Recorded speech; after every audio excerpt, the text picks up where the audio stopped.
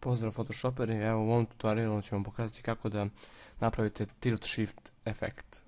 Mnogo se polemisalo na forumu oko toga, znači radit ćemo nešto na ovu foru, samo će biti drugi strok. Dakle, ja ću iskoristiti sliku, znači file open, onda ćemo naći ovdje ovako, New York. Uzet ćemo, sada pritisnemo Q na tastaturi, da vam ovdje ovako bude sivkasto. Uzet ćemo gradient i provjeriti da vam ovdje budu kao tri boje i crno-belo. Znači povući ćemo sada liniju dok želite da vam bude efekt, znači dot prilike. Pritisnemo Q opet, da se to kao selektuje. Onda odemo u filter, blur, lens blur i onda podešavate ovdje radius koliko vam treba, recimo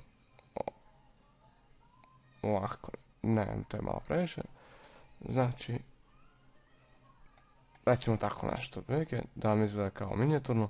Znači ova slika je da grad izgleda kao maketa. Ko ne razume, da se lakše objasni. Znači ok, prilike to je to. Sad ćemo dodamo neke kao boje, ne bi bilo loše, znači napravimo novi layer.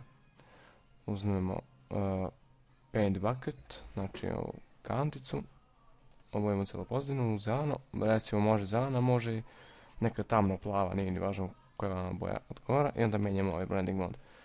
Recimo da nam bude ovako nešto, a ćemo opet da smanjimo tako, prilike radi vizualnog efekta.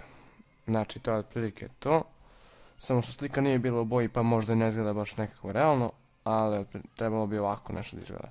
Znači ovaj grad izgleda kao maketa i to je to otprilike. Hvala vam što ste me pratili, subscribeujte me ponovo i mislim ponovo ko nije, i to je to, vidimo se.